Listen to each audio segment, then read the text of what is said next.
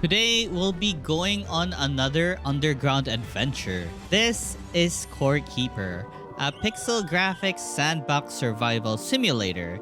And if you have played Terraria or Minecraft before, this game might feel familiar. Join me as I explore the world of Core Keeper and its recently released 1.0 update. Also, I'll be playing on hard difficulty where monsters are stronger and tougher. One more thing, since Core Keeper doesn't have a night and day cycle, every 10 minutes in the game will be equal to 1 day in this story video. So let's begin this adventure. Alright, so we spawned in the world of Core Keeper. Well, not really, we got teleported down here. Anyways, I started gathering the wood around me so I can make myself some torches. And with the torches, we now have light. It doesn't look that dark anymore down here. First thing I did was gather all the wood that was in the surrounding area.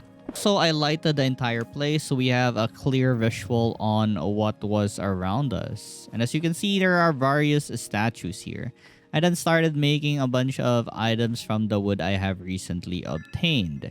We now have a pickaxe, a shovel, a workbench, and a bunch more torches. I placed it on the workbench and crafted myself a full set of wooden gears. Look, wooden armor. After gearing up, I started mining around the walls in the area. I needed to look for new materials like ores and food. Currently, I only had like 3 food rations on me, so I really should be looking for more source of food like this glowing tulip right here and these mushrooms. Also, look, I found myself some copper ores. I then found this shrine full of heartberries. So of course, I plundered all the heartberries in the area. I also took the golden one at the center of it all. Wow, lucky on getting these loots. I then had my first encounter with a monster. It was a mushroom. I'm not sure if it has eyes, but anyways, it tried charging at me. So with my bow, I dealt with it pretty quick. Next up, I found myself a bunch of cows down here. They would be a good source of milk, but I don't really need some milk right now. I just destroyed the boxes that was around the area and I found myself a witch doctor's hat. Cool. And so I continued mining for some copper. I wanted to go home, my bags filled with copper ores so I can make a lot of new copper materials. Also, as you can see, my mining reached level 5 and I was able to distribute a point, which increased my mining damage by 2%. I'm not sure if that's significant right now. Anyhow, as I dive deeper and deeper, there were even more monsters here. Also, there are a lot of wood source, so I won't be running out of torches anytime soon. I found myself some new plants like this bomb pepper right here. Also a new type of weapon called the crossbow, as well as a pants called the witch doctor's pants. Actually, I have the full set now. Maybe I should just wear this. I don't really plan on being a summoner, but yeah, it's the only armor set that I've received so far. So yeah, let's just wear it. It's better than our wooden armor right now. I then found an area which I had no access to and I don't know how to access to. So looking at it, it looks like a musical note. So we might need a musical instrument in order to open this gate. But I don't really have anything right now. And now it's finally time to call it a day and go home and craft myself some new stuff. I made myself a chest because my inventory was currently full with all the random loots I've gotten. I then made myself 6 pieces of furnace so I can easily convert all my copper ores into copper bars. So I divided all my copper ores and inserted them all to the furnace. I decided to expand the base a bit while waiting for all my copper ores to process to bars. After my copper bars were done smelting, it was now time to make ourselves a better workbench, which would be the copper workbench, as well as make a cooking pot to cook our food with. Another was a repair and salvage table, so we can salvage the goods we don't need. I also made myself a watering can so we can start planting. I'm just sad that there's no nearby water source, so I need to find a well or something to get some water. And with the copper workbench, I made myself a bag, a fishing rod, an anvil, a lot of stuff basically. With the repair and salvage table, we can now improve our items by reinforcing them as well as repair them. I mistakenly salvaged my reinforced pickaxe, but I can easily make one because I have like a lot of wood right now. But well, I just decided to make a copper pickaxe because mining was our thing right now.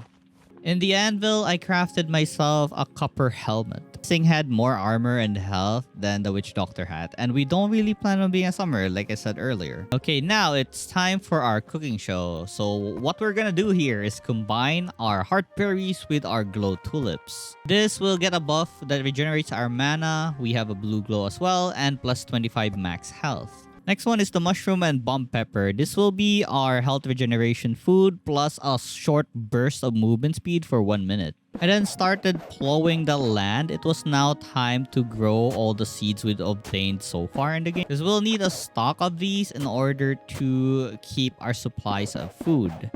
So yeah, once again, the problem is, where do we find water? But I'm just so glad that I remembered that there was water on the Heartberry Shrine we saw earlier. But hey, it's a pretty far travel. I hate this. I don't want to keep running towards the right side each time I want to refill my water bucket. But I don't really have a choice until maybe we can make a bucket. I continued my hunt for copper as I didn't have a complete armor set yet. Also, there were a lot of stations that needs copper. And look, a chest. Let's go. Sadly, we don't have a key to open this chest. I then found this giant mushroom. Let's go. Also, a lot of my skills have leveled up recently, but there's only one skill I can pick, so I just pick whatever. Also, because of this giant mushroom, we can now get a permanent 25 max health after eating it. Let's go. I eventually discovered the first boss we need to defeat. This was Glurch, the Abominous Mass. And I'm not even gonna try fighting this guy. Not until I have a certain fish that enables me to not slow down when stepping on slime. Also, I want a complete copper armor set first before I fight this guy. So I'm just gonna skedaddle out of here. Upon going home, I made myself the copper pants. Just one more and I can have the complete set. I'm just waiting for my copper ores to smelt into bars and we can make the armor. And with this, we now have a complete copper set. Let's go. I also made a shield just in case I need some help defending myself. And then with fishing, I thought it's finally time that I fish some fish to cook for extra buffs. My goal for fishing is to get the orange cave guppy for that extra mining damage, even though it's only 8, the blue cave guppy for the magic barrier, and the gem crab for that extra armor. So I just let my character fish for now. I installed a mod that does auto fishing. And after a while, these are all the loots I've got. Not that much fish. I only spent like 15 to 20 minutes here, but I did get the fishing equipment that I wanted to get in the starting area. This is one part of the entire fishing set we're gonna try to get in the entire game. Also, I fought 2 giant mushrooms that are basically invulnerable to physical attacks on their stone form. So these guys are gonna be very useful later on. I have plans for them, but for now, I'll just kill them. This will take a while because, as you can see, my damage isn't really that high, but we'll eventually destroy these guys. Just a few more hits. They don't really drop anything important or great. I'm not sure if they drop equipments. I think they do. But more or less, they just drop like 5 pieces of mushroom at most. Oh cool, I got a mushroom hat. Nice. Now I'm like a mushroom. I'm one of them. One of them. One of them. Upon arriving home, I see that my garden was ready for harvesting. So I immediately harvested every crop I had on my garden. I then replanted the seeds that remained. So how this works is, if your gardening level is not yet 25, you'll sometimes lose some seed. But once you reach level 25 in gardening, you will have a skill that will retain most of the time 100% of the seed used in planting. Anyhow, I then cooked the fish that I recently caught, and then resumed my journey collecting even more ores. On my journey to collect iron, I then stumbled upon the Forgotten Ruin. The place I stumbled upon was pretty interesting. There were like a lot of rail tracks here. There wasn't any treasure though, just a couple of boxes, and I didn't really get anything good. Still, we found the Forgotten Ruins. Let's go. I tried digging here, but as you can see, my pickaxe was pretty weak and it takes a while before I actually break a wall. So I gave up the idea for now. Then went home and made myself the glass smelter. With the sands I've collected so far, I can make some glass with this. Also, I've crafted myself a lantern. Now I have an extra light while digging underground. I also crafted myself the electronics table. With this, I can finally craft myself a generator plus a table saw. Not that I need it right now, but it's handy in the future. Continued my mining adventures. I was looking for a specific ore, namely tin. It's the next upgrade to copper. So we're trying to find an area where there are clay, because in clay there are usually a lot of tin. Also, while destroying a random box, I got myself a ranger pants. It looks like the ranger set is really good for us because it adds like one target per projectile. That means I can hit 2 with 1 arrow. So I was aiming for the ranger set if ever I can get my hands on it. It is only obtainable from those boxes, I believe, the big ones and the small ones. So we're gonna have to believe on our luck in order to get one. I then found a giant copper boulder. I can finally start automating collecting copper. But first, we will need a lot of tin in order to make the drills and the other stuff needed to make the farm. Oh, and by the way, we have found the clay caves. So with this, we can now start gathering some tin. As you can see, those are the tins we're looking for. Let's gather a bit and return home for now as my inventory is already full. And while casually mining, I encountered the second boss we need to defeat. As you can see, it's a big boy. Look at that thing just running around in circles. I then grinded a bit by killing a bunch of these larvas. As you can see, I don't think I stand a chance against a horde of them if we were in a normal fighting condition. I need to upgrade on my weapon as soon as I can. Once I'm satisfied with the amount of tin I've gathered, I'll go home and maybe craft myself some better gears. Because I swear, the damage I do to these monsters are basically nothing. I mean, there's something, but it takes a while. Maybe 10 hits or more to even just kill one of these worms. And while breaking some boxes, I found another set item to my ranger set. It's a helmet. Let's go. I then encountered these caveling enemies that wielded spears. Swear to God, they're honestly tough. Just like the larvas, I shouldn't be here yet. I mean, I should be here to collect them, but yeah, I should go home now and like upgrade my gears. They're so strong that I think I'll just die in 2 hits. I think most enemies kill me in 2 to 3 hits. It's crazy how hard mode gives enemies like 100% more attack. Moving on, I dug up an oracle card. This thing is used to craft a certain item, but you will require a lot of other cards. So at least we got 1 out of, I don't know. Anyways, I went back home, processed a bunch of the copper that I've collected so far. Also, the tin that I've collected. About 28 only, but I think that's a lot. We can probably make something out of this. So for now, while waiting, I manage my garden first so I can also level up my gardening skill, as well as expand the amount of food that we have. I had to expand my garden because I've been getting a lot of seeds lately. And after the tins were processed, I was able to make myself the tin workbench. And with this tin workbench, I can now upgrade both my bag and my fishing rod, as well as get myself another pickaxe. And with the iron anvil, I can craft myself something called a slingshot, a way better weapon than our bow. At the very least, we now have a stronger range weapon. I easily used all of the tins I had. That means I would need to look for some more. Damage test on the mushroom. I do a fairly good amount of damage now. Let's go. Anyhow, I continued my adventures in looking for more tin. Also, another damage test on these giant larvas. I can already tell that I'm still not doing a lot of damage, but this is good enough, I swear. At least it's better than the bow earlier. I then discovered the biome for the larvas. It was full of booby traps, but I made sure to check out the ground before I step on these spikes. I found a treasure chest inside here and got myself something called an amber larva. And what it does is it permanently gives me 50 max health. So from 193, I'm not sure why it jumped to 255, but our health increased a lot because of this larva. Also, I got myself this accessory or offhand accessory, a feather that enables me to dash. That's a really useful tool for a ranger like me. I also found this great spot for fishing where no bugs can attack me. So I plan to come back here with the new fishing rod and spend some time fishing. Anyhow, for now I decided to leave the place and continued my search for more tin. And upon returning home, I crafted myself the thin fishing rod, as well as some egg incubators so I can start incubating some eggs. Pets are really good in the game. You can either have a buff pet or a pet that helps you in battle. For my choice, I'm going for a buff pet.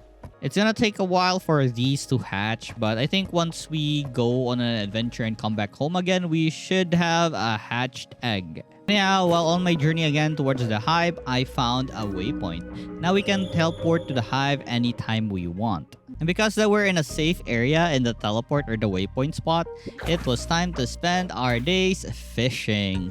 We need both the blister fishes, the yellow and the green one. The green one will prevent you from slowing down on slimes, I believe. And as the yellow one, it will prevent you from taking damage on acid grounds. Aside from that, I'm also looking for the devil worm, which increases our range damage by 23%, I believe. Another thing is an item called the Neptune necklace. We need it for our fishing set.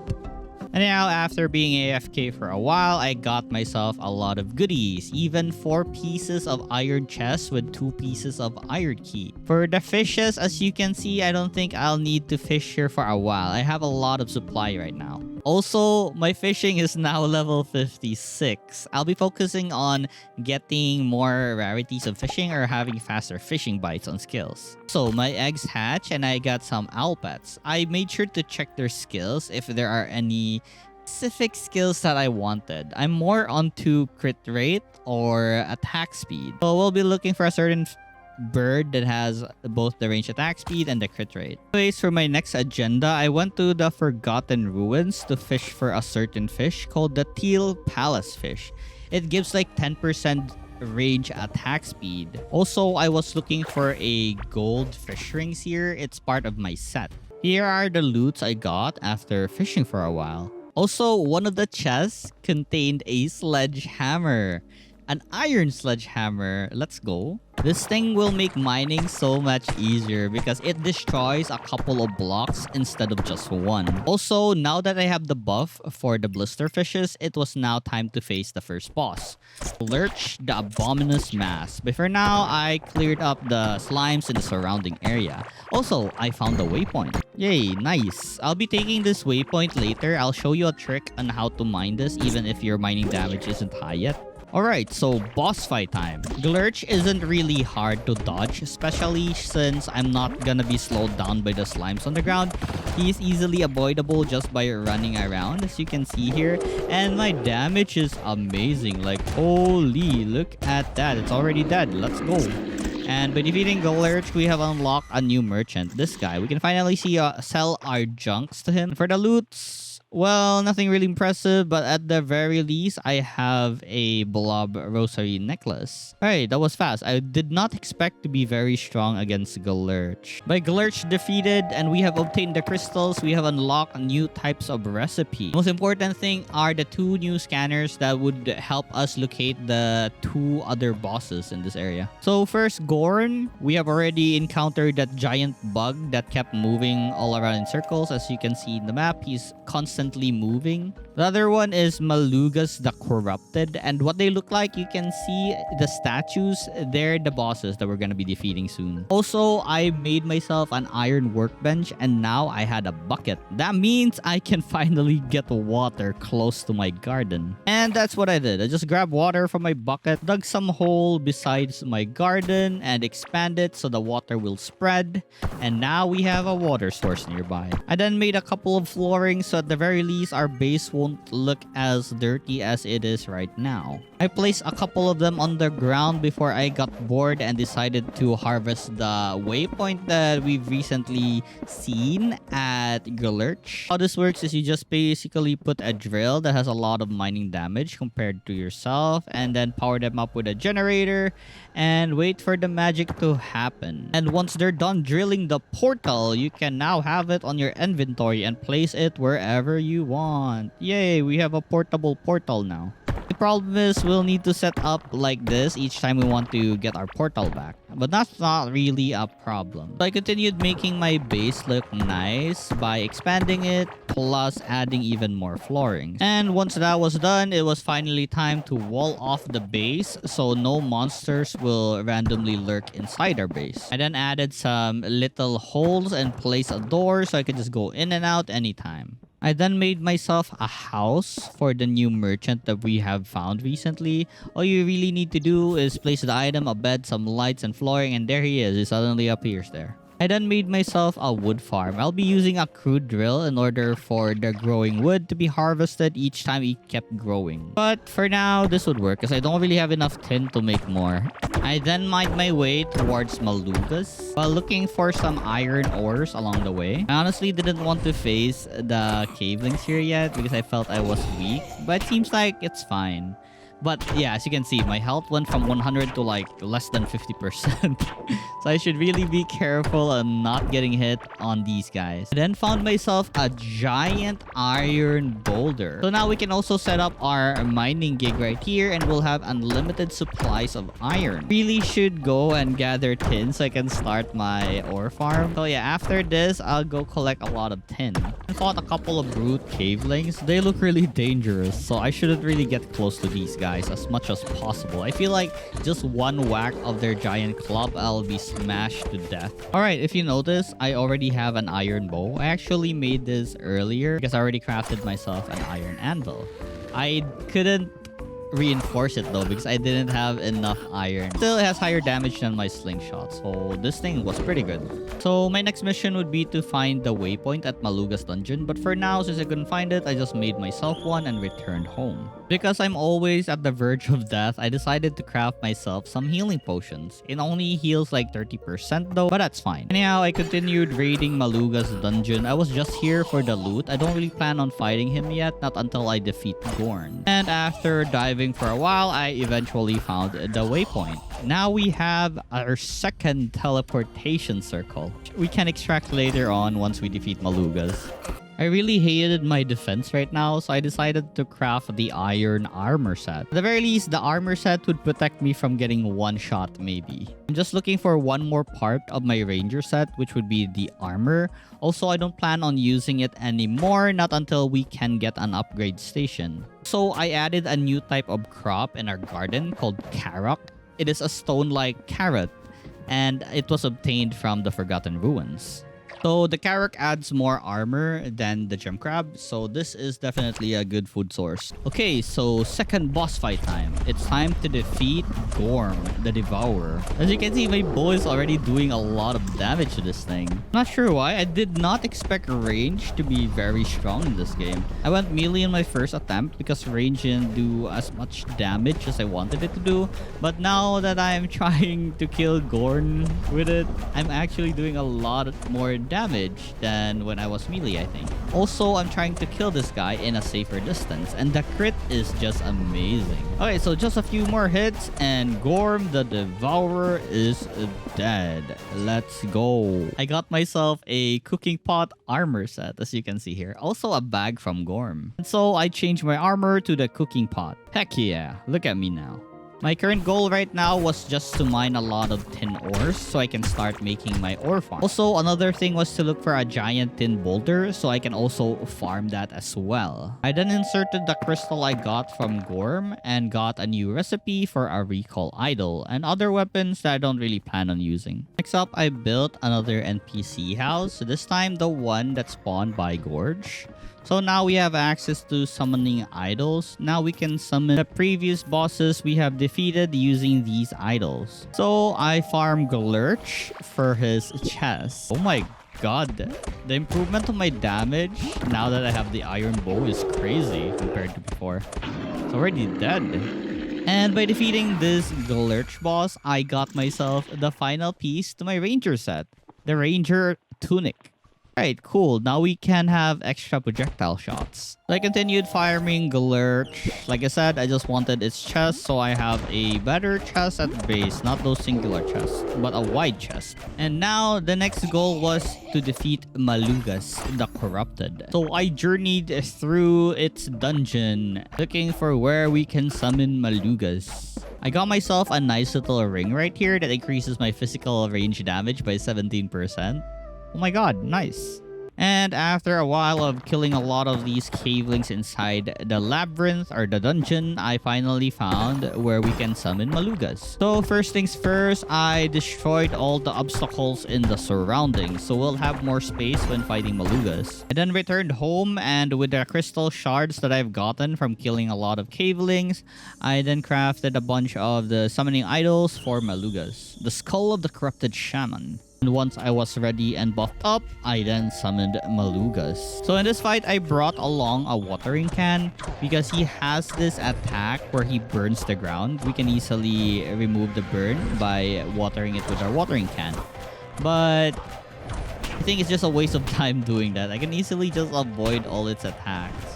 Alright, so my plan is just to stay as far as I can from this guy and also avoid all the fires in the ground. Fire attacks are easily avoidable as long as I have a certain distance from him. And slowly enough, we'll be able to defeat him soon. My damage is honestly pretty nice. Look at this. It's already dead. Let's go. But joke, there's actually a second form. So now we have a problem. The field is full of fire, so we need to be careful where we step as we dodge his punching attacks. So his punching attack is, well, it looks really threatening. I feel like it's gonna deal a lot of damage if it hits me. But as long as it doesn't hit me, then there's no problem at all. So a few more hits and we should be able to defeat Malugas. Just look at that smash attack he does. Anyways, we have... Wait a minute. There we go. We have defeated Malugas the Corrupted. And I got his crystal plus 2 magical staffs and an oracle card. Cool. And since I had a lot of summoning item for him, I decided to kill him for the second time. Because the reinforcements on my bow was already running out, I can't really stay here for long. I need to go home and reinforce this again and try to kill him again if I want to. And yeah, he dropped my most favorite offhand item in the game. Sadly, it only gives like magical damage, so it's not really good for us right now. So this is the Rift Lens. It basically enables you to blink. See how cool it is? But yeah, it's for magic users, and I'm a ranger right now. Killed him for the third time, and he dropped a necklace and a ring. The ring is going to be very useful for the attack speed. From that, the armor set, we don't really use it. It's for mage. So yeah.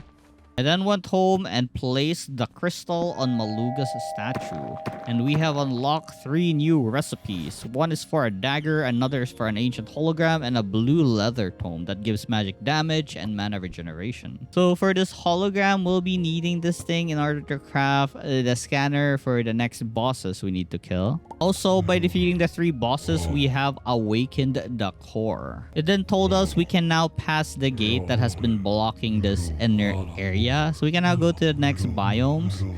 Alright, so before that, I'll do a lot of things that I need to do here before we proceed to the next zones. I then place down the hologram and this guy appears. So what this guy does is he can craft new scanners for us. So we crafted a scanner for the Hive Mother, an optional boss in this playthrough. I need to farm this Hive Mother as it is a great source of weapon experience. We need to level up our weapon skills in order to become stronger for the next areas. I then went to the west side of the map until I saw a giant gate blocking the entire biome to the next biome. So this was the gate that the core was talking about. Now we have the ability to remove this, and as we touch it, it was gone.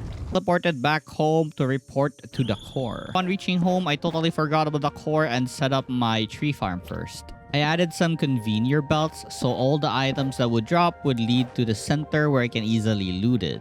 I then grabbed all of the portals in Maluga's dungeon. So now we have 2 extra portals. Let's go. Alright, so remembering the main task in hand, it seems the wilderness in Azeus resides in the east from here. Alright, cool. Let's go to the east. Also, another thing, I'm not sure, I totally forgot why I salvaged, but I got an early access to this sprinkler right here, but I only had one, so I had to make use of this like this, where I just place it around until it waters everything. I'm not sure, maybe the watering can is faster, but whatever. To make even more sprinklers once I have access to Scarlet bars. I then made the setup for the mining farm on the copper. So as you can see here, we have about 8 drills, and this should make us an unlimited supply of copper. Come back once I've explored the wilderness, I guess.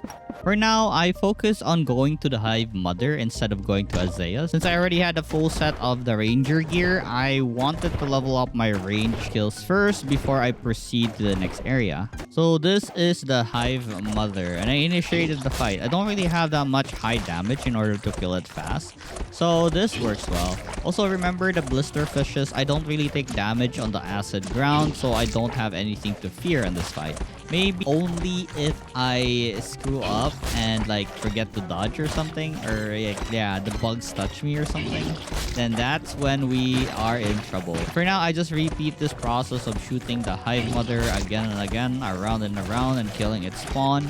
This will surely give us a lot of range experience to level up. And this is what I mean when accidents happen. The exploding bugs one-shot me. Anyhow, I grabbed my loot and continued the grind. I decided to just kill the Hive Mother for now, as I can just buy the summoning items anyways. And it's not really that expensive, it's only 500 coins each. As for the loot, I had nothing I needed from this guy. For now, I made a safety area where I can place my portal at the Hive Mother so I can access this place anytime I want. I then resummoned the Mother so I can continue my grind. Currently, I'm at level 35 in range combat. Eventually got tired of fighting the giant bugs, so I eventually headed east, and here we arrive at the Azea's wilderness. I'm gonna be needing to kill a lot of these purple slimes because we'll be needing the scanner to find the boss, or if we're lucky enough, find the boss for free. Actually got really lucky because not long in I found a giant scarlet ore. Now we can start our farm here. Nice. So I cleaned up the area, made a portal, and I will return home in order to get all the items needed to set up the farm. I also dug up a ground surrounding me so I can place down water here and start fishing to farm for the fish. Then expanded my base because I needed a bigger garden. I have more seeds now and we have access to sprinklers. This is my garden so far, and I can't wait to expand this further so we can level up our gardening skills even faster. I had about this much seed collected so far. That's kinda a lot. So I did the same thing as I did earlier. I just moved the sprinkler from one area to another because I only have 2 at the moment. Next up, I started setting up my Scarlet ore farm. Also, I made it so that there will be an automatic system that would smelt the ores that had been mined from this setup. So this is what happens. The mechanical arm will grab the ore and place it at the smelter, but oopsies, I forgot to add wires. Okay, so this is how it works. So every time I come here, I'll just get the bars. And now that's out of the way, the next thing is to set up my fishing area so I can just AFK fish while waiting for all these ores to smelt. Alright, so it's time for fishing. I honestly didn't have any fish I needed here. The stats aren't for my range build. However, I just wanted to AFK so this thing can mine me the Scarlet ore because I am lazy, and as I come back, I'm hoping to get some Scarlet chests and keys. Alright, so after I came back from being AFK, these are the loots that I got. I got the Scarlet hand drill, probably the best thing I got from fishing here. Also, 1 chest and 1 key. Insides of the chest wasn't really that good, but I'm pretty happy with the bars that I got. Also, the bars I obtained from waiting is about 29 pieces. So I guess that's good enough. Upon going home, I made myself the Scarlet crossbow, an upgrade to our iron bow. But it seems like my iron bow is way better because it has a 17% increase in like range damage, and I easily just salvage that. So one thing we can do is make the upgrade station so we can continue using the bow. But for now, I just crafted the more essential things like a backpack and a better lantern. Actually, I had enough to make myself the upgrade station. So I started upgrading my ranger set. This is gonna be the set I'll be using for a while. The extra projectile really does help a lot, especially if there's a lot of monsters that are trying to kill us. And take a look at my garden. I finally have one sprinkler each. I don't need to keep moving my sprinklers from one area to another. I couldn't really continue upgrading my ranger set because I was lacking in tin. So I decided to farm tin for now at the clay caves. And I really need to find a giant tin boulder so I can just automatically farm it. And here it is. I found it. So I just need to make a setup where it will automatically farm. But I will also need a lot more waypoint gates so I easily can get here. I also found a giant gold boulder. So now we're set. We have all the current ores. We have copper, tin, iron, gold, and scarlet. Upon returning home, I then expanded my garden some more because I really wanted to speed level up my gardening skills. I had to move my tree farm besides it. Not really a problem. It's not really that hard to set up. Alright, so with this, it's done. I just don't have enough seed to fill up all my garden. My next agenda was I got isekai to another world because I'm gonna steal the waypoints in this other world. It seems I can't get the one at the starting area, sadly. I look around and search for Glurch. So basically every boss has a nearby waypoint. So since Glurch is here, we can look for the waypoint close by. It didn't take long for me to find it, so now all I need to do is extract it. And now I have an extra portal. Let's go.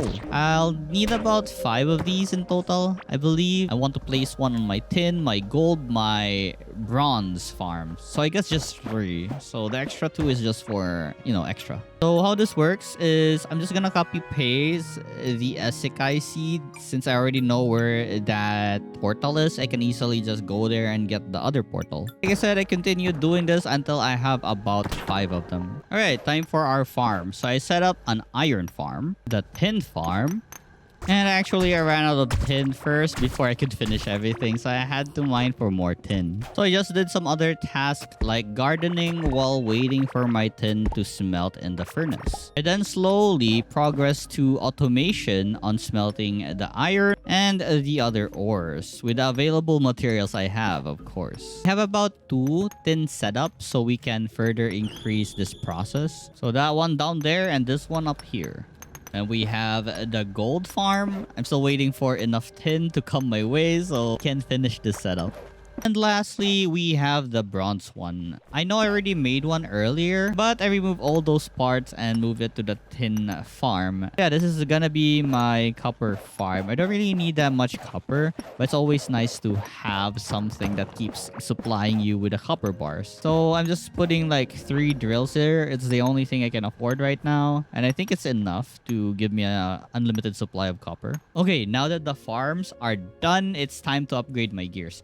So for now, I decided to craft the iron bow again, and I will upgrade it to scarlet level. Because we now have an upgrade station, I can easily upgrade my bow to scarlet level. Basically level 9. Also, I have an idol here. It's called the crown idol that enables me to summon the Terraria boss King Slime. So I fought King Slime. As you can see, it's tanky as heck. Glurch isn't even as close as this thing. I think it rather has a similar attack pattern to Glurch, but it spawns more slimes. I don't really recall if Glurch spawns slimes. But anyways, it kept spawning like blue slimes whenever it hops. So this is a great way to level up our range abilities as well. Anyways, it didn't take long for me to half its HP, and it's almost dead as you can see here. Honestly, the ranger set is really nice. If you can see like more damage with 1 arrow, it means that the projectile +1 is working, and it's really amazing as you can see. We can hit like 2 targets in 1 shot. It's amazing. With that, we have defeated the King Slime.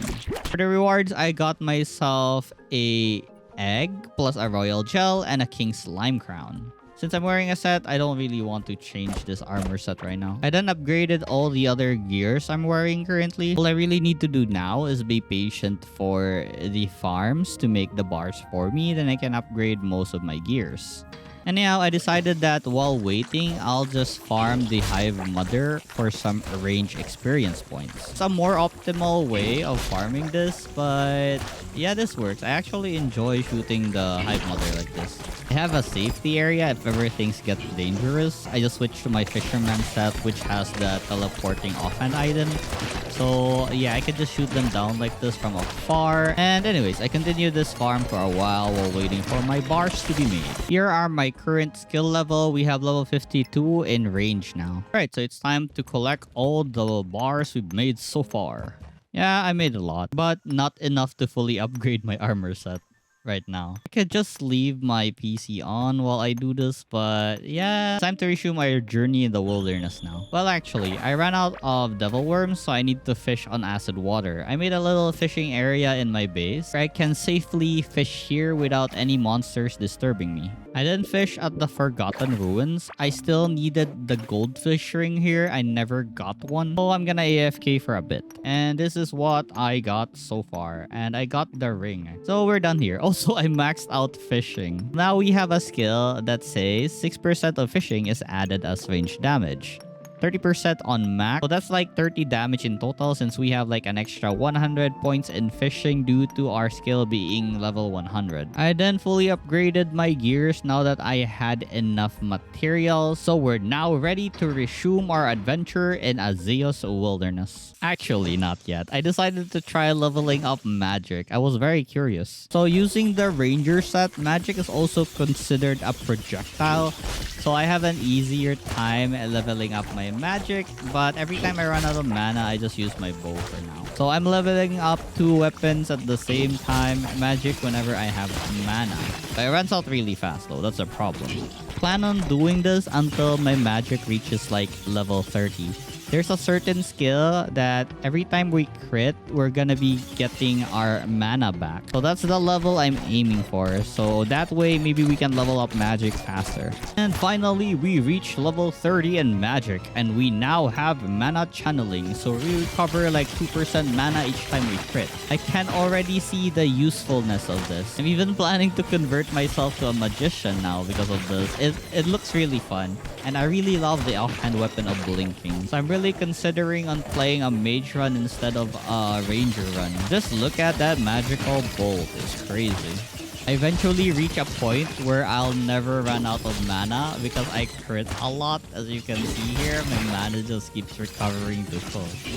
So now that we're done here, we'll need to hunt for a mage armor set. That means we'll need to fight Malugas again. Also, I added this fish to our diet. It gives like 21% magic damage for 10 minutes. I was farming Malugas for this soaring armor set. It's the only mage set I know aside from the apprentice set that we can get earlier. I think the soaring set is better because of the movement speed. And with this last skill, I finally found the last piece, the headgear. Let's go. Then upgraded it to the max level I could.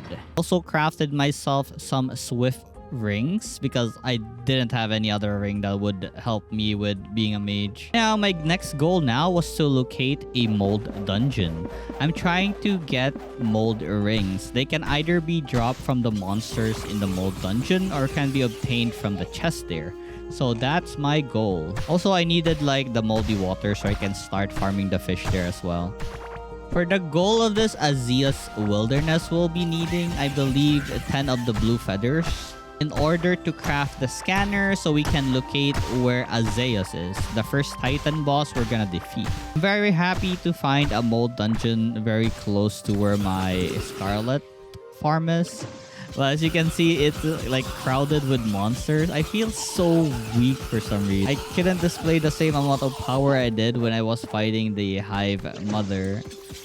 So I guess maybe the ranger set was doing better than the soaring set because I have like the extra projectile. And I think the ranger set would be better here since there's a lot of mobs. Maybe I should consider changing my armor set for now while I farm the mold rings. Guys, I continued farming the mold dungeon until I eventually find 2 pieces of the mold rings. Mold rings give like crit % chance.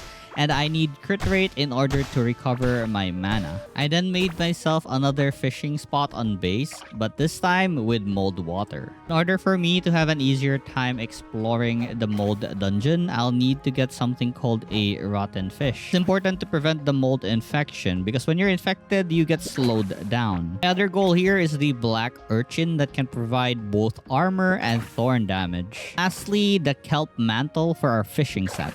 After I came back from my fishing session, these are the loots I got. I already got the kelp mantle and a lot of other fishes that I need in this adventure. I then cook a bunch of extra food that I had that I don't use anymore in order to level up my cooking skill. Okay, after all those shenanigans, it was finally time to resume the adventure. It took a while, but I finally found my first mold ring. So one more to go and we'll be done here.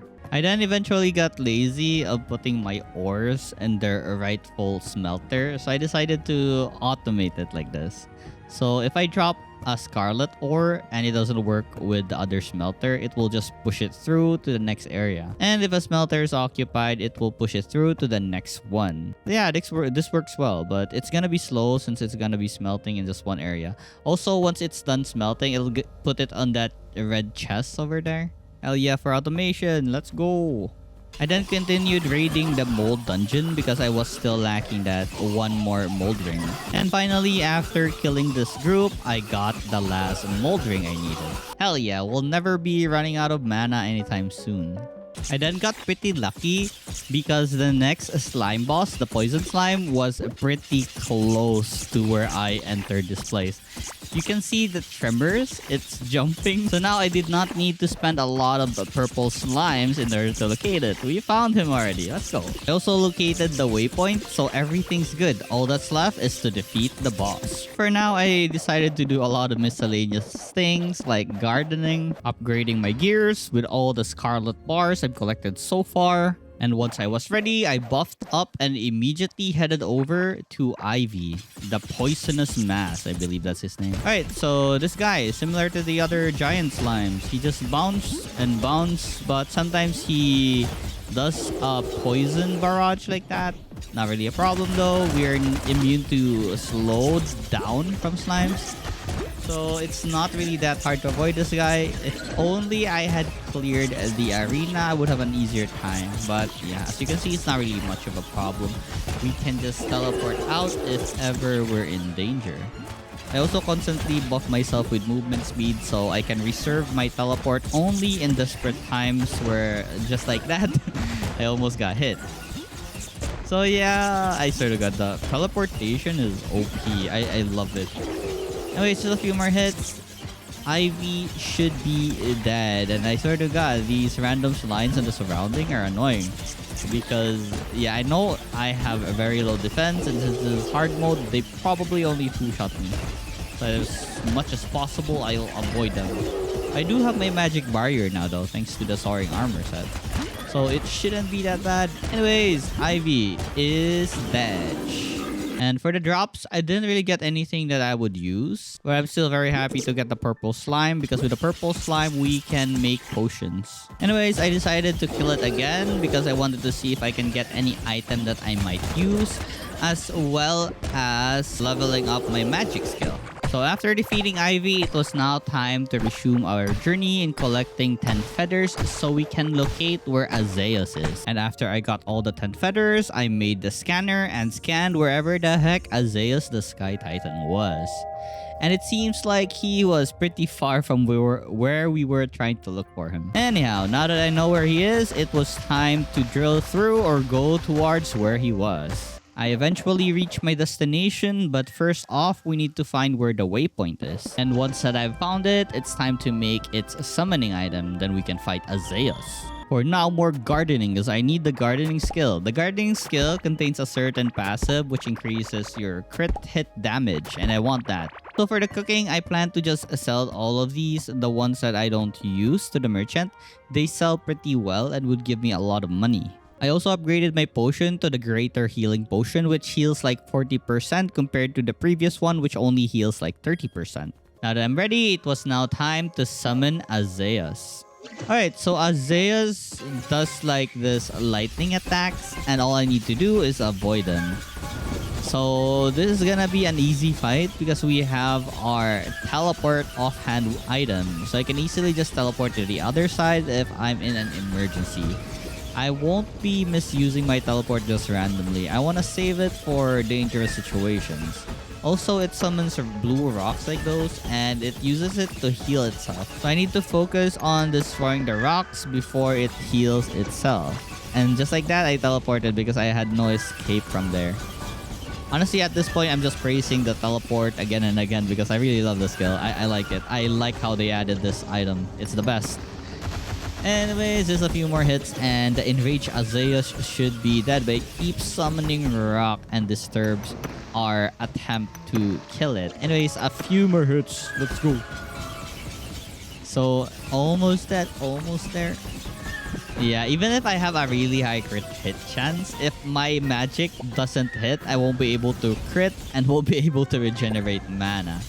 Anyways, with this, we have defeated Azaleas and obtained our first ever Titan Soul. And what Azalea's Soul does is whenever you crit with a melee hit, there's a 10% chance that you can summon the lightning attack that he does. And that's pretty awesome. For the loot, there was really nothing I was interested in. Currently, my gears are, I guess, the best at the moment in terms of my build. Actually, the necklace is pretty good for my mining set. Hey, let's go.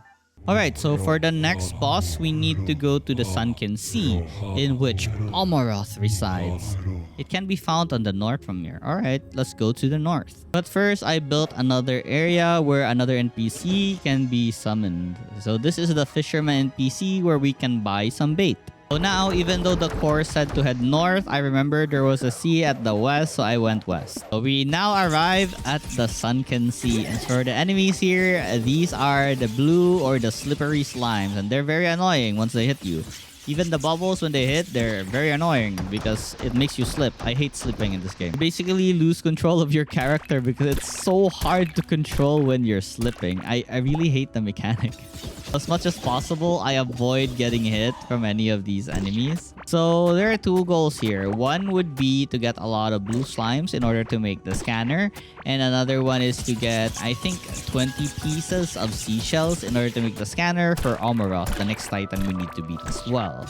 After going home, I then made myself an extension on my tree farm. This time, we'll be making the coral tree farm. We will need a lot of these corals and convert them into planks to make the new stations in the future. Also, some boats. Also, I then built myself a ocean water fishing area.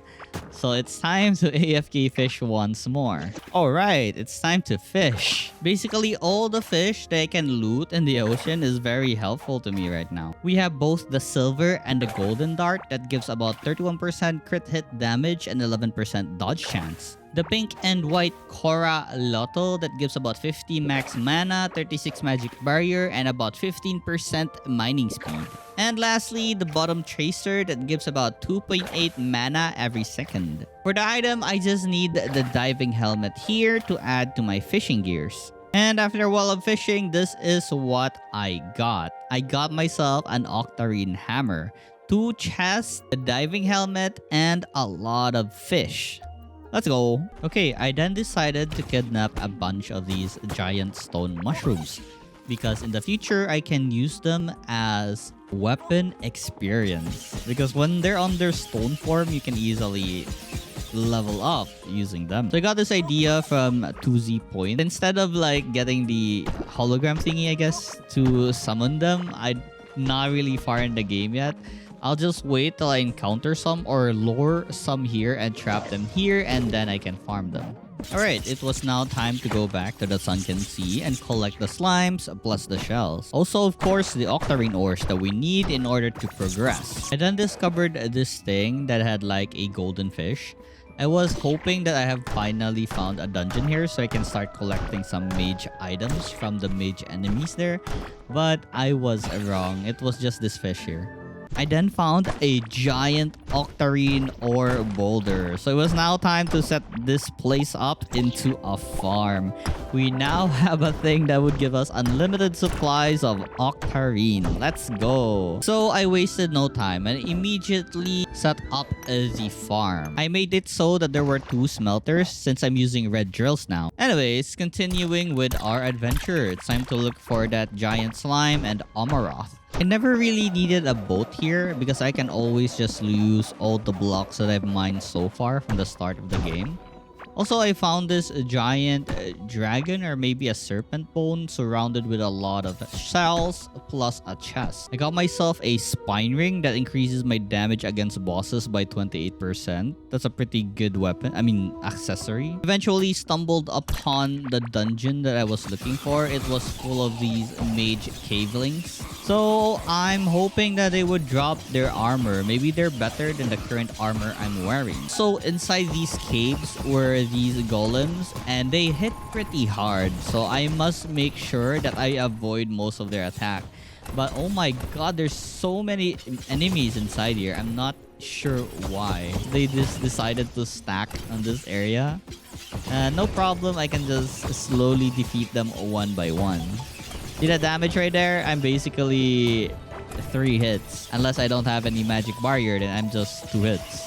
And from my killings and exploration, I found myself this thing called the Scholar's Cloak. And honestly, I can already tell that this is better than the current armor set I'm wearing. I then found this giant broken core. But before I can interact with it, 2 mages tried to hunt me down and I got myself the Scholar's Hood. Nice. We now have 2 out of 3.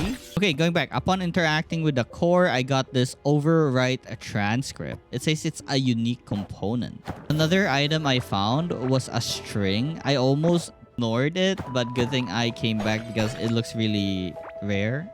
So I was curious. And upon looting it, it was an energy string. It's one of the pieces or parts that I need in order to craft the legendary bow. So that's pretty cool. Nice. I now have these pieces. Also, I changed my armor set to the new one I recently found.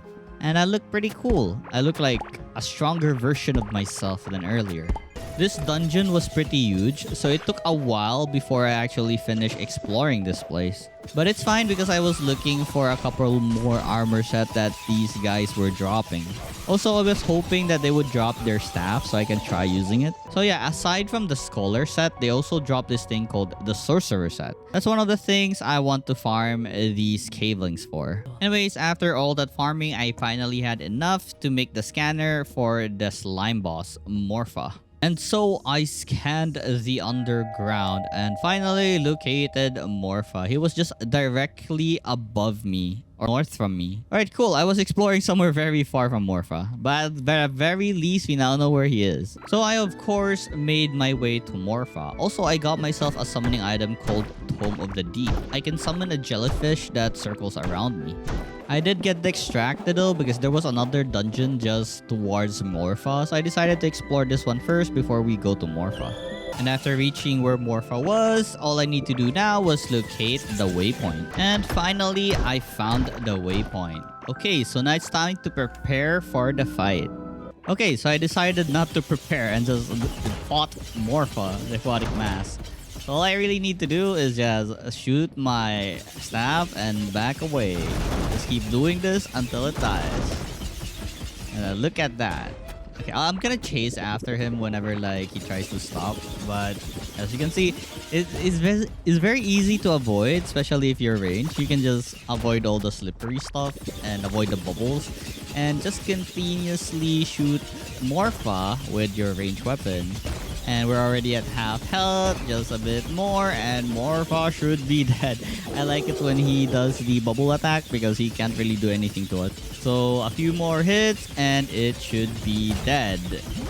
Okay, that was kind of dangerous, but yeah, we avoided it. We're fine. And with that, we have defeated Morpha, the aquatic mass. Let's go.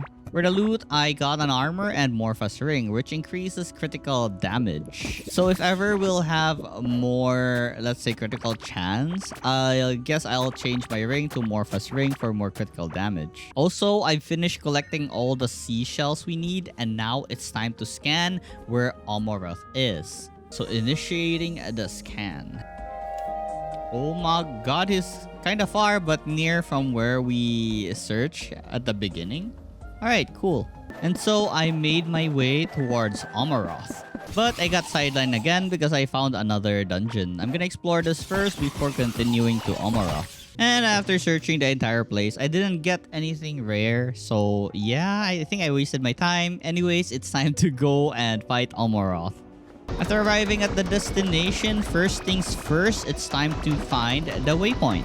And after finding the waypoint, it's time to make the boss area on our advantage. By basically adding a landfill to the area so we have an easier time moving around. Alright, so after crafting the bait and equipping the bait, it's time to summon Omoroth.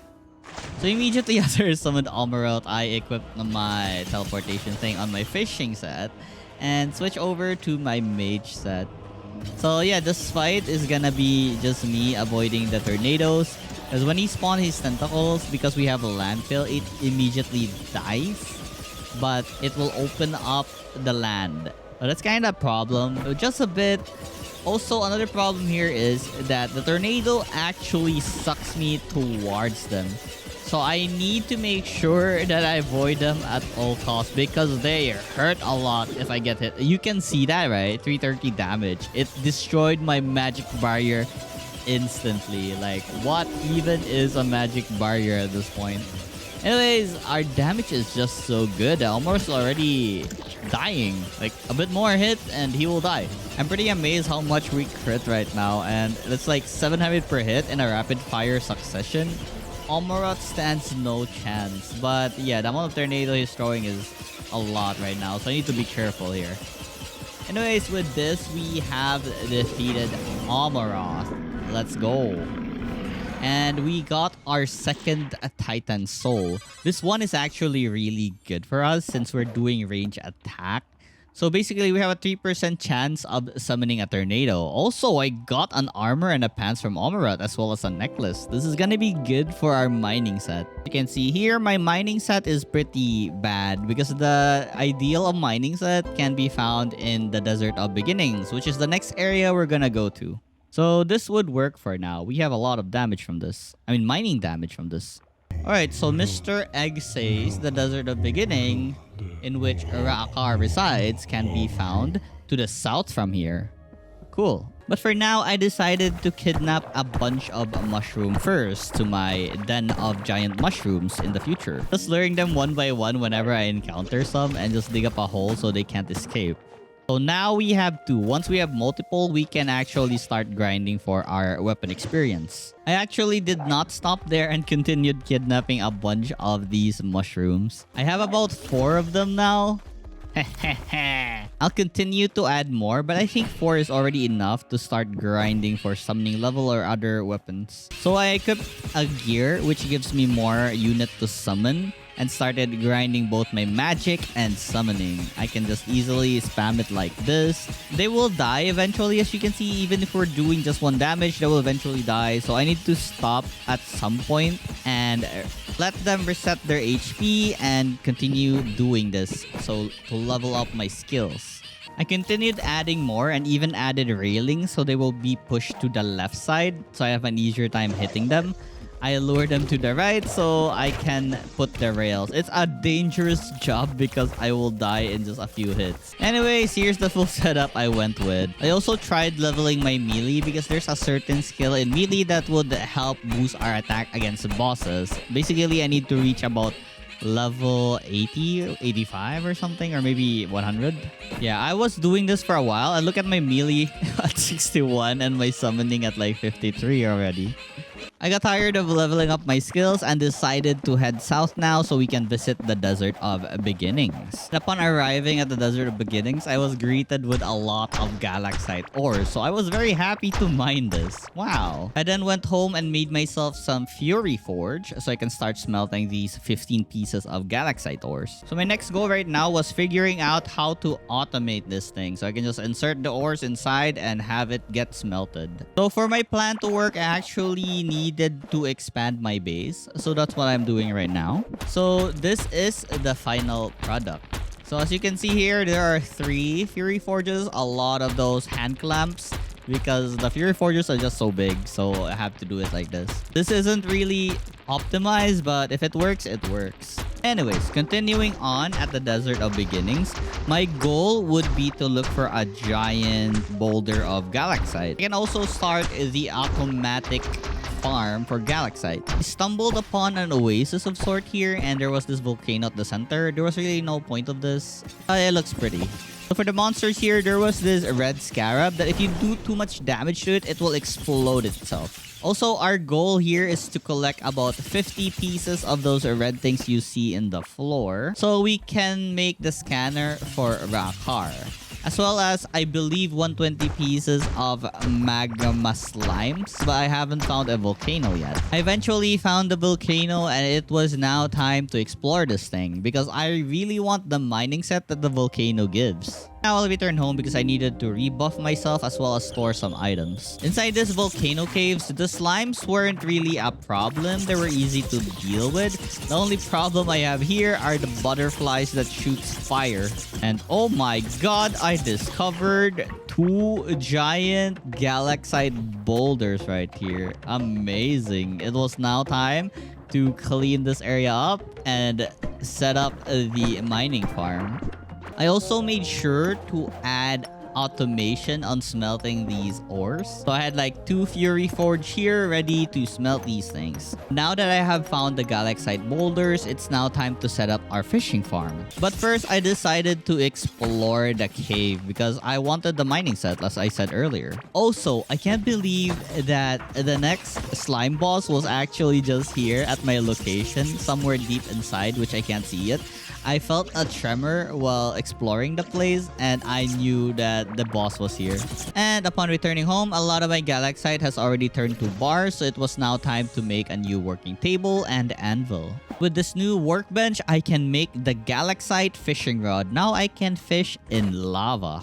For my mining set, I only got the pants, a black rings, and a black necklace, which I stored at the storage for now because there's no point unless it's a complete set.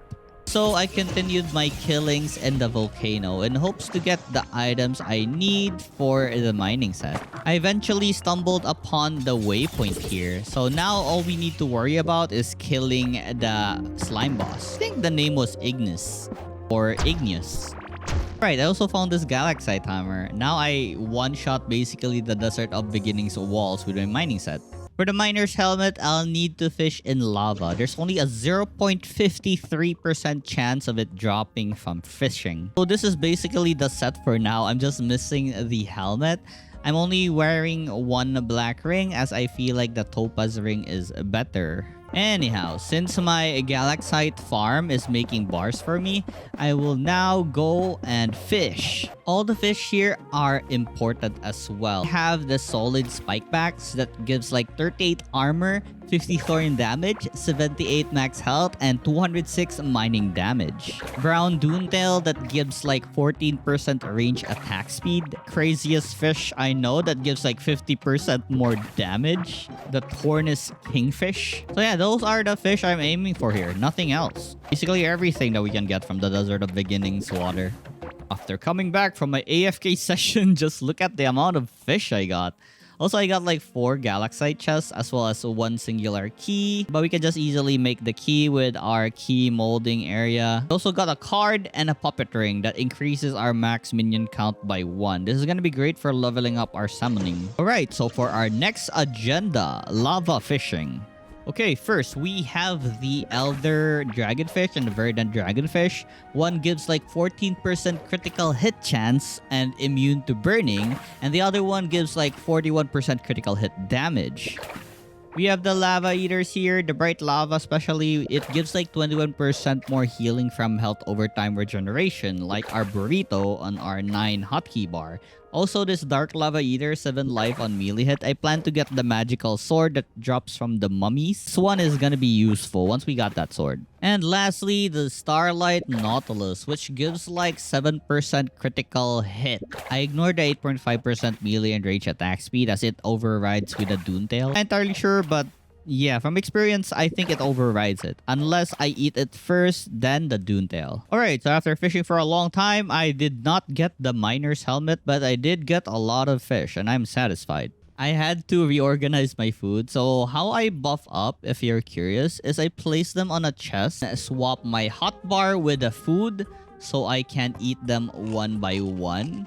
So every food has like a 10 minutes timer. And then I just replace it back again with the current hotbar I have, so I have an easier time like noticing what I was missing. The cheese is an extra because it's the Pafungi that reduces damage from bosses. Anyways, now that I'm buffed up, it's time to fight Igneous. First though, I need to take care of all the random mobs on the background. They're more dangerous than Igneous, I swear to God. If I fight Igneous one-on-one, I have no distractions and I should be able to avoid its attack fairly easily. The butterflies are the most annoying ones, I swear, because they do like half my HP if I didn't have my magical barrier. So I'm just glad I have the magical barrier. So once I clear all of these annoying mobs, I will 100% dedicate myself to Igneous. I'm already dying though because these dang butterflies are so strong and accurate. Anyways, I'm just glad that Igneous stopped attacking me. Alright, so now that everything's down, I'll just harvest all the slime balls on the ground and start the fight with Igneous. Alright, it's time for battle. So as you can see here, all I need to do with Igneous is avoid his fireball. It's pretty random at times, so I should be alert at all times. And then I just need to avoid its stomp. I'm immune to burning because of my new verdant fishes. So I don't really need to worry about stepping on lava. I also have that immune to slow, so I don't get slowed by the lava. So all we really need to do now is pay attention to Igneous Fireball and Stomp, and also destroy if ever he summons some glowing lava balls or something. Those lava balls heal Igneous if ever they reach him. Those lava balls. Yeah, if he ever hits those, he will heal. So as you can see, we're almost done with this fight. I swear to God. Fish buffs, this game is winnable very easily as long as you have the right fish to eat. And with that, we have defeated Igneous. And so I fought him again because why not? Yeah. Alright, so we need to resume collecting more scarab wing cover. I only have like 3 as far as I know. But for now, I decided to grind my magic instead. I also grinded my summoning while I was grinding my magic. So 2 birds with 1 stone. And after a while of grinding, we got an achievement that we reached level 100 in magic. So we're like 50% stronger than ever in total. Next up, I decided to level up my range. This one was fairly fast because the chakram can penetrate through monsters. There was this skill in the range tab which increases your critical hit damage, so it's gonna be useful for our magic build. I also made sure to not forget about planting and cooking so I can level those as well. And with this, we have maxed out our range skill as well. Let's go. Okay, so only melee and summoning left. So it's time to stab these mushrooms while my summons hit it. And after a while of stabbing, I finally reached level 100 in melee. But the summon still hasn't reached 100 yet. As you can see, 87. Okay, so now let's resume our adventure. Our summon will eventually level up. But before I resume my adventure, I was looking for a certain summoning item. The Tome of Dark, I believe. It summons a range attacking bat. So that's what I'm looking for right now. Because the jellyfish doesn't really help if it's only one circling around me. And I totally didn't notice but I already got it. The Tome of the Dark. I just need to upgrade this so it can be on the level of my gears. And we can start looking for a car. And so the scarab hunt continues. This is gonna take a while because we need 40. And on my journey to look for the scarabs, I found the Shimmering Frontier. So for now, I just marked it I will mine these once I'm done with Rakar. I'd like to keep my progression. But since I found some water, I got my bucket and grabbed some water. Now we can make a shimmering frontier fishing area in our base later. We have another fishing spot to our collection. And while running around looking for those scarabs, I actually found a huge maze. And I was thinking that I might need to take some time to traverse this maze full of booby traps. But then the moment I whack the wall with my hammer, it seems like I can break these. So I don't really need to go through this maze. I just need to break the walls. And that's what I did. I just broke the walls until I found the treasure inside this temple. It seems like this was a place where Azeus rests because we got something called an Azeus feather fan. I guess it's one of the epic items in the game, so we'll just collect this for now. I didn't find the crystal meteor crash area. It was full of radiation, so I didn't really want to go in. So I just marked it on the map and we'll come back later once we need to go there for some objectives. And while exploring some more, I found another maze. And of course, I'm not gonna go through this maze. I'm just gonna smash it to bits. So for this maze, this is the altar for Raakar. And the treasure I found here is called Raakar Automation. Alright, cool. So I assume there's still one more, which would be Amaroth, since we have Azeus and Raakar. I then found a temple of some sort. It wasn't the labyrinth that I usually found, but it's different. The walls are different. It's colored blue. The previous maze was, I think, black. Anyways, this maze was full of mummies, and these mummies actually drop a certain sword, a magical sword that I want. But yeah, I was never lucky, but I kept trying to kill them though. Anyways, there wasn't anything interesting here aside from the mummies, which I want their sword. Aside from that, there was nothing else that they would drop that would interest me at the moment. I then stumbled upon one of these things that you will need like a musical instrument to play to unlock the door. But it seems like I can also just break this open, so I just broke it open. And I grabbed myself an arcane monk leggings. It has a pretty decent stat and the item level is level 17, so I will change this for the current pants I'm wearing right now. It was only a level 14 sorcerer pants, and yeah, the level 17 monk leggings look pretty better than my current pants. Anyways, I eventually stumbled upon the last labyrinth we need to find, which would be, I guess, Omorok's altar. I can tell because it's full of corals and water. So yeah, I'm just assuming this is Omorok's altar. The treasure here, I got myself the Omoroth compass. And then I found again another shimmering frontier biome area.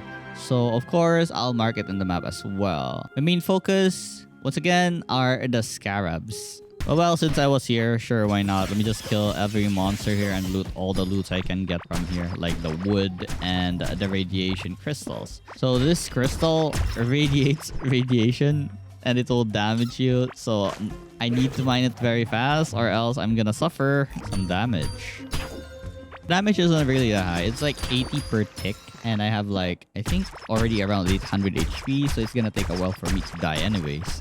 Now, I returned home for now and continued gardening as I still needed a lot of points on this. I'm still far from maxing it out, and there's a certain golden plant that I want to harvest. It's called the Sunrise. And what it does is it gives like 43% magic damage for like 10 minutes. And this is the best magic food, I believe. I then went back to Desert of Beginnings because we still need a lot of those scarabs. And after eventually collecting all the scarabs I needed, I made the scanner and scanned where Raakar was. It was actually pretty near to where we were exploring, but nearer to the beach where we have our Octarine Aureus. And so I made my way to Raakar. My buffs are running out, so I'm just gonna go to the area, put a portal, go back, and then rebuff myself, and then fight Raakar.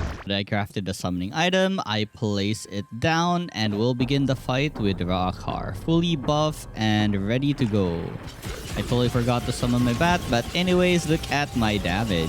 2.6, 2.5, 2.4, mostly crit. I have that range skill where it makes you have 100% crit rate for a few seconds. But since I'm continuously shooting very fast projectiles, I guess I keep rocking that ability. And oh my god, Raakar is already dead. Wow, that was fast. I need to avoid these triangular attacks of his or I might die. Yeah. And with this, we have defeated Rakar, got his soul, and also a Rakar's necklace. And also a big brain, which we can use to craft a new crafting table. I believe it's called a Hydra table, where we can make the summoning items for the new bosses on the 1.0 update. Boy, that was so fast that... Well... Alright, so for our next agenda, we need to go to the areas with shimmering frontiers. We need to collect a bunch of shimmering ores and upgrade our workbenches, our gears, and other stuff before we try to fight the Atlantean worm. Also, we need to locate a certain area where we can get the summoning item for the NPC that would sell us the summoning item for the Atlantean worm. And arriving on the shimmering frontier biome that I marked earlier, I was very happy to find out that this was the location I was looking for, which would contain the NPC item. And so I started the trial. So what happens here is I need to stay in the green circle and defeat all the summoned enemies. And once the timer or that green circle fully circulates green, does that make sense? Once it fully circulates green, it means I have completed this trial and I would get a reward chest for it. It can contain random loots from, I guess, the shimmering frontier items and the NPC summoning item where you need to make a house, a bed, so the NPC will move into your base. So that's what we're going for here. And additional bonus would be if we can get the obliteration ray. It's a mining laser beam thingy that we can get from this place. Only for lucky though. Also, I was hoping to get like the emerald, which is needed to craft the very first Hydra boss item that we need to summon. Anyways, the fight here isn't really that hard. As you can see, the only annoying thing is like these guys have shields, which I can't really, you know, break into. So I need to wait until like their shield run out and avoid most of their lasers. So just a few more seconds, I believe, and we should be able to finish this mission. It's easy to avoid them because they have like this free-firing laser thingy where you can just dodge or go to a place where it doesn't have that red line and you should be safe. Anyways, it gets crazier if we can't defeat them, but yeah, we have defeated the trial, we have obtained the chest, and sadly we got a ruby, not an emerald, but we did get the NPC item, so that's good. I then extracted the materializer that this area had. With this, we can insert monster figurines and we can summon monsters using those figurines. And these things will be a power boost on our grind for summoning later on. Also vitality, because if you kill the monster summoned by these, you also obtain vitality skill points. Now, I continued mining the shimmering frontier, looking for a giant solarite boulder or a bunch of solarite ores. I then made a small area to place the new NPC at. So I had an abundance of galaxite bars. That's what I used. So we now have this guy with a hazmat suit and he sells the bait pillar to summon the Atlantean worm, as well as selling lunar cheese, which decreases the duration of snare and stun by 32% for 10 minutes. We have an additional food to our buffs. So I continued on at the shimmering frontier looking for more challenges. I was looking for the emerald as well as an obliterator ray. It's a new type of mining gear. So in the shimmering frontier, there are these giant snails. You don't really need to kill them. You just need to drill them or mine them until their shells are broken. And you can just leave them be and they will keep producing more sunite ores for you in the future. I then found this really cool area where the volcanic and the shimmering frontier biome collides. Just look at this blue and red together in one area. Pretty cool, yeah. Exploring some more, I found another area that looked like it had a challenge stage. But I had my hopes up too much. It really didn't have a challenge stage. It's just an alien area with a lot of those alien boxes. which I can obtain equipments from. But yeah, I wanted obliteration ray, not these things. And now, upon returning home, I crafted myself about 6 pieces of the Fury Forge. I wasn't using my automatic Fury Forge anymore because it takes time for stacks of these to process. So I just decided to manually insert them so we have a faster time of getting the returns. Also, I changed one of my garden types to the Shimmering Frontier ones because it was now time to plant the sunrise that we needed. I'm not sure if there's a way to despawn merchants, but anyways, this one guy was very annoying, always blocking my way in farming, so I decided to just destroy him. So now we have an easier time farming because he's not always stepping on the tile that we need to plant on. But I know that he will respawn soon, so it's fine. And while waiting for my sunlight ores to process, I decided to just fish on the shimmering water. The only 2 fishes I need here is the glistening deep stalker and the barrel anglefish. So the barrel anglefish gives like 136 max HP, and I think this is the highest out of all the fishes. And for the glistening deep stalker, it gives like 13% dodge chance. Aside from that, I'll basically just cook the other fishes just for cooking experience or something. Afterwards, I then made the Atlantean worm scanner and scanned the world wherever it was, and I saw it. So it was now time to prepare for that fight. It took a while, but finally I made myself a boat, the Speeder. So I'll be using this in our fight with the Atlantean worm. And so I made my way towards which direction he was facing before I planted the bait. And once he was near, I placed down the bait and the fight will start. So this thing is a giant worm, basically invulnerable to most attacks. So the only time we can damage him is if we hit the openings, like those cracks right there. And whenever we crack or destroy things, it will split into multiple parts. First attack, it shoots like laser beams like that. Very easy to avoid. So most of the stuff that the Atlantean worm throws at you are easy to avoid as long as you're aware of where you're going. Just like what I'm doing right now. Anyways, my damage is amazing. Like, holy, I'm killing this thing so fast. I can't even believe. It's crazy how strong I've got from all the food buffs. Without the food buffs, I'm basically almost doing nothing. Like, I think all my power comes from the food that I eat. So definitely make sure you eat the right food buffs. So now we have defeated the Atlantean worm. Let's go and let's claim our wonderful loots. So aside from the helmet and also a food item that the Atlantean worm drops, I didn't get anything good. There's a sword, but I don't really use it. Anyways, I ate the food and permanently got like 100 extra HP. Also, I'll be using the Atlantean helmet as it gives crit chance and crit hit damage, as well as a huge boost in our attack speed. And once that was done, it was now time to resume our adventure in looking for the Shimmering Frontier challenges so we can get the Obliteration Ray plus the Emerald. I honestly looked everywhere. It's very hard to find. I don't really know where I should be searching. I just randomly searched. I try to ignore the Shimmering Frontier biome itself. I'm just looking for chunks of the biome because I'm not sure if there's even a challenge at the biome itself. And on my journey, I encountered those places with the mummies, but they never really dropped me the sword. I was so looking forward to trying out the magic sword, but yeah, I had no chance of ever getting one. I swear, I have no direction on where I can find the challenges area. So I even explored the Azeus Wilderness for Shimmering Frontiers, and I had no luck in finding the challenge rooms. I eventually just decided to just explore the passage because I know I can find some emerald here in the abandoned temples or something. So in the passage, it's a dark place like the void with nothing here aside from like creepy monsters.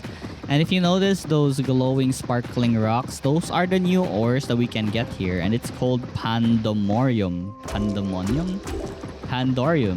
Pandorium ores. For now, I placed down a portal there and upgraded a bunch of my mining gear. So we have more mining damage and we have an easier time in navigating the passage with our upgraded mining gears. So for the monsters here, it's those dark and mysterious giant slime blobs.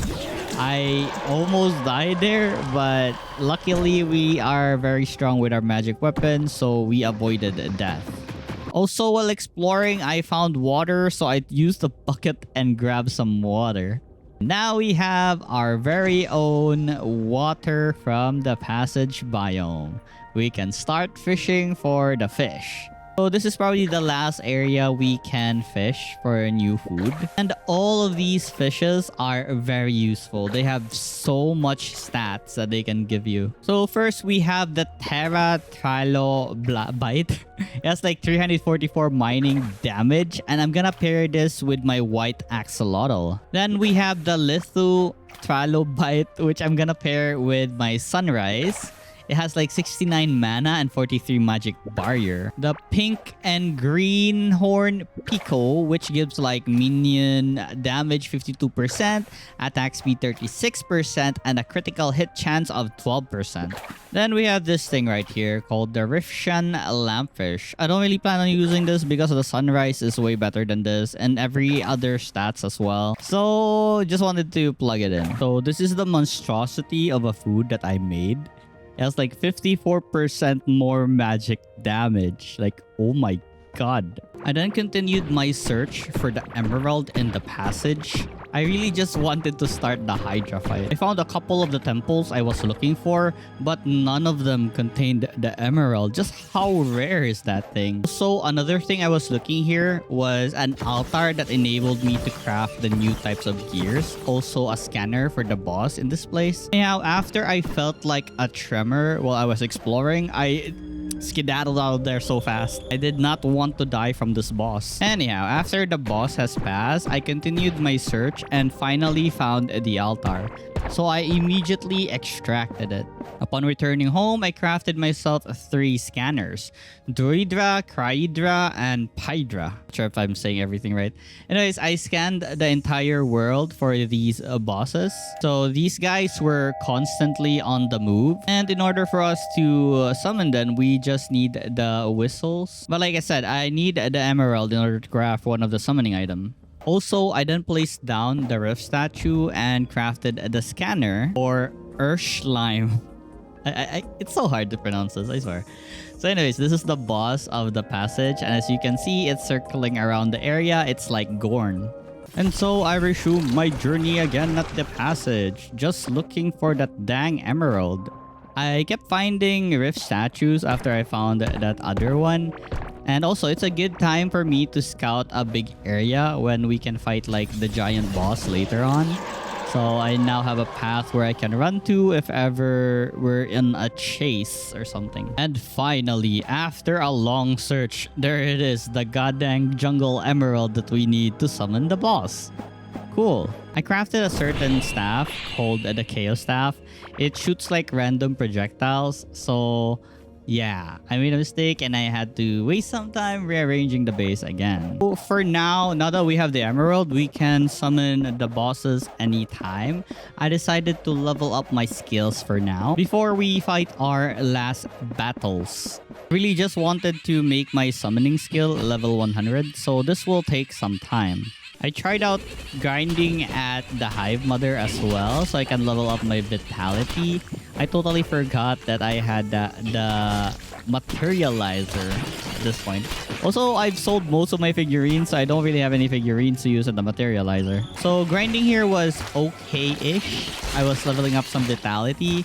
But I'm just doing too much damage as the Hive Mother just dies so fast. And so I tried out how the materializer works. So just insert the figurine, power up the things, and the monsters will be summoned. And as you can see here, it will keep summoning the monsters after it dies. So I'll be needing a lot of figurines for this. And I only have these 2 at the moment. And so I decided the best area to look for figurines would be the area where Gorn circles around the map. Because most of the cavelings and the slimes fight each other here. So We can just randomly loot a figurine if we see one. There's a lot of items just lying on the ground. I then went to the mold caves as I know that there should be a lot of monsters spawned there now. I was hoping to get figurines as well, but I didn't really have any luck in getting figurines here. I have like 3 slime figurines collected from my trip on that Gorn place, but it wasn't enough to encircle me, so all these jellyfish would do damage. But I got tired of exploring around and just decided to AFK this thing with a script that kept summoning like minions while I wait that my summoning skill reaches 100. This would have been faster if we had more figurines, so more attacks would be done. But whatever, this works.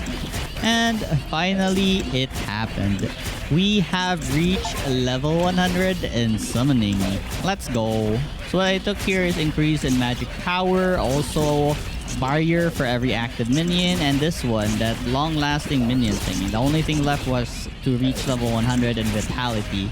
But I was impatient and just wanted to kill the bosses now that my summoning was level 100, so I left the place after a while. So for the first boss, we have Droidra. I summoned him immediately, summoned my stuff, and buffed up with movement speed, and then got ready for the fight. So this giant snake is dying already. Oh my god, my damage is crazy. Anyways, so it has this laser attack, which can't continue by the way, because I just beam him so fast, and look at that 8.5k damage. So I believe we need to down him 4 times. He's like, there's a portion of its health which makes it so that he rises up again once like we dealt enough damage. This current staff I'm using is, I believe it's called the Chaos Staff, which the one that shoots random projectile. It's pretty strong as you can see, but yeah, not that much crit rate. Also the damage as well. I think my magic missiles were faster with Arcane Staff, but it's nice to see big numbers on damage. Look at that, 16k, 17k. So anyways, I will swap back to my other weapon because I'm running out of mana. If I'm not critting, I won't be able to regenerate mana. So critting is like one of my most essential part on this build because I really need to regenerate the mana that I've lost from shooting this giant thing. So we've killed the first Titan. We have defeated Droidra. Let's go. And we have received his soul. For the items, I got myself a Bone Shins. Not really a fan of this, but cool. Nice. Also, the Pink Hydra I will need to summon the next boss. Alright, so for the next boss, it'll be Krydra. So I summoned her immediately and started the fight. This time, there's the soul of Droidra. So we'll be fighting like 2 of them at the same time. But we only need to kill Krydra because the spirit of the other one is just a spirit. So all we need to do is just avoid most of its attack and we'll be fine. It hurts though. It really hurts. So I gotta make sure not to get hit. Cause dang. So similar to Droidra, it has the same attack except for a few things. Like it can summon an ice crystal that does like ice barrage, which I need to watch out for. But most of the time it's just shooting its beam, which it can't because I disturb it by destroying its shield right away. So anyways, it did however had some time to summon like the ice crystal because I needed to avoid the laser from the Droidra. So for the ice barrage, it shoots projectiles like that, but it's very easy to destroy this thing. With a couple of hits, it would break, and we can just finish off Krydra. And there we go. We have defeated the second Hydra Titan, and we have received its soul. And for the item, I got myself a shield and an armor. Also, the next eye, we need to summon the next boss. So for the last Hydra boss, I decided to fight it at Raakar's arena since it has a big space. And let's begin this fight. So this was Pyrdra, the Fire Titan. Anyways, there's 3 of them now, but yeah, oh my god, magic is amazing. Look at those lovely crit damage on the magic missile and a rapid fire at that. Oh my god, 3 lasers, but no problem at all. I can easily dodge them since I have a lot of movement speed. So a few more hits. So the difference with Phaedra with the other ones are he summons magma grounds from time to time. Also, what else? Oh my god, I can't avoid this. I need to heal up. Oh lord. Okay, at least I'm alive, right? So yeah, he summons those magma lines, but we have our Elder Dragon food buff, so we don't really get damage from burn. As well as our slime, the slimy fish buffs. We don't get slowed on slimes as well. So food is just the best in this game. But the more annoying enemies here are probably the other two hydras that we cannot interrupt. So as much as possible, I need to kill this guy as fast as I can because dang, it gets dangerous the more skills they throw at us. Anyways, with this we have defeated Pyrdra. And the next boss in mind would be the one in the passage. So for the souls, the Druidra gives like 10% more health, Krydra gives like 10% more armor, and Pyrdra gives 10% more damage. And I totally forgot that I disabled most of my Titan souls. Also, I finally got the Obliteration Ray. Let's go. So after telling the core that I have defeated the Hydra, he told us to come to us, to the place where they once set their roots. So I'm assuming it's the Desert of Beginnings, because, you know, beginnings. Anyways, I'll go there once I defeat the passage boss. Actually, yeah, let me just put a portal here and go for the passage boss afterwards. I was waiting for the passage boss to go to the area where I already explored, so I have a way to, like, escape it. So now we just need to wait for it to circulate to the part where we want to fight it. I tried going up the world because it's heading that way, so I can start the fight immediately. As you can see, I'm taking my time. Also, I easily got distracted because I found a dungeon. I was hoping to find some broken cores here to make the legendary bow. But sadly, it wasn't here. So I just wasted my time here. So instead, I just went home and continued gardening and preparing for the fight. Orschleim was almost there at the area where I want him to be before we begin the fight. So I need to hurry this up or else I'll be late. As I was preparing myself for the fight, I actually got sandwiched here by two worms and I died accidentally from the explosion. And yeah, Urshlim already went past by me. But good thing there's another portal below, so I can just meet him halfway. I ran towards the boss, remembering the path I took, so I have a way to escape while we battle this giant thing. And there he was, Urshlim, I don't know. Anyways, all we need to do is break 3 of these eyes.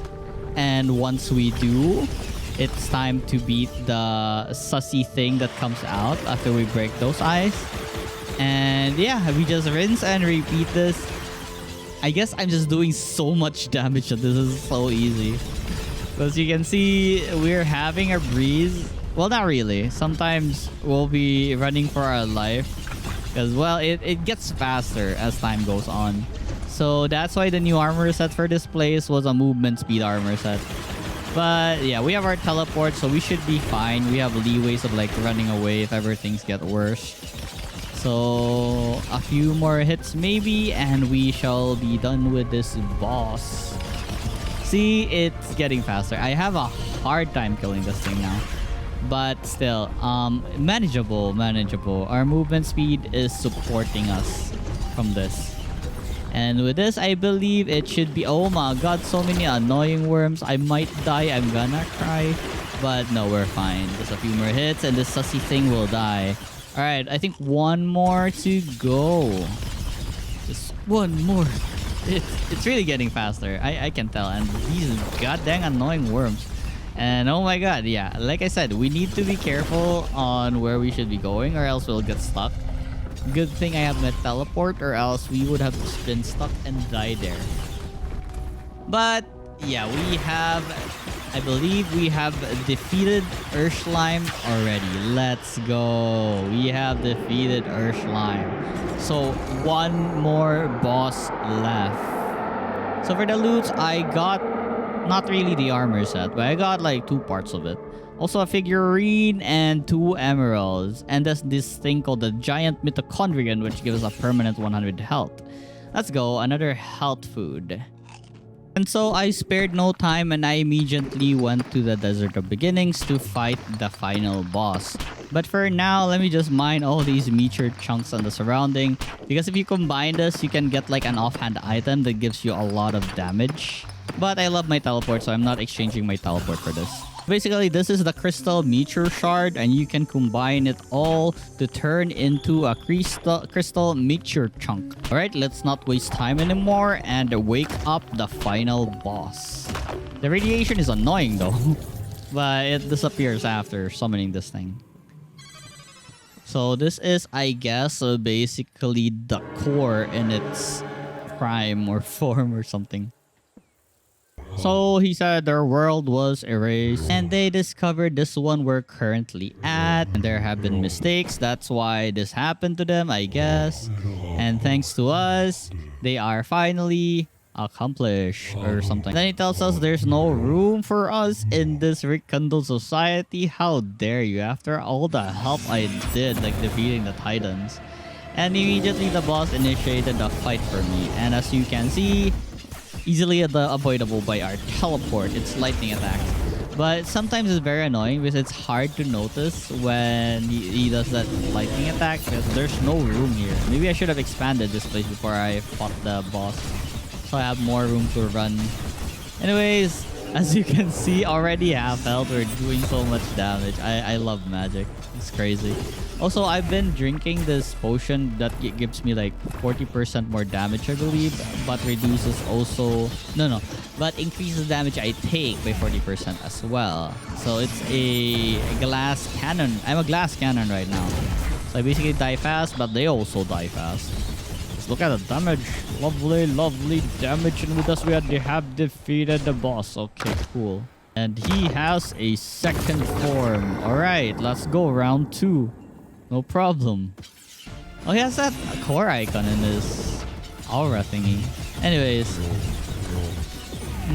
nothing really changed that much. Maybe aside from this attack right here. I need to be inside the circle or I'll constantly get damage outside. I never really tried if it would hurt, but I should have because, you know, being in a small space like this, it's gonna be hard to dodge. Not really that hard, but still hard. So I assume if we destroy all the balls, yeah, we have time to run. Okay, so half health left. Just need to do it like one more time, but I totally messed up there and got killed by the triangular thingy. When I teleported back, he was already using his domain expansion, so I had to like run away. I had to wait for a bit so this thing would disappear before I can resume my fight with him. So yeah, what happened is he didn't regenerate or reset to its first form when you start fighting. So we're just continuing the previous fight we had. So he only has half health right now. Well, I guess that's fine. So just a few more hits and he will die. As long as I don't die, of course. So I was hoping that this would reset so we can fight him from when he is on his prime. But yeah, just a few hits and he's dead. We have defeated the core commander. And we have beaten the game. Or is there still a final form or something? Oh, there's a third form. Maybe this is the second form. I'm not sure anymore. I think this is the third form. Alright, cool. We need to take care of the balls first. Okay, I'm missing most of my magic shots here. Anyways, yeah, as long as we avoid the tornadoes and the magical ball lightning thingies, we should be fine.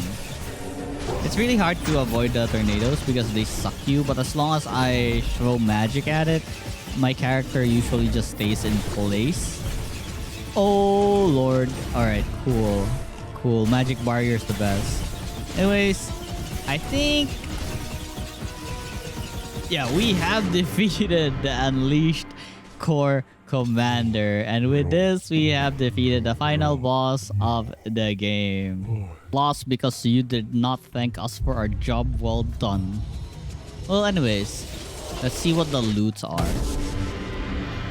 So for the loot, we have the Core Commander Brigandine. We have the armor, the figurine, some random gems, mostly desert rubies, and a chest. I guess we can continue fighting him if we want more items. But nah. And with this, we have beaten Core Keeper. So thank you guys for watching my 200 days video. Hope you enjoyed your stay here. Don't forget to click that like and subscribe button for new future videos. Bye now.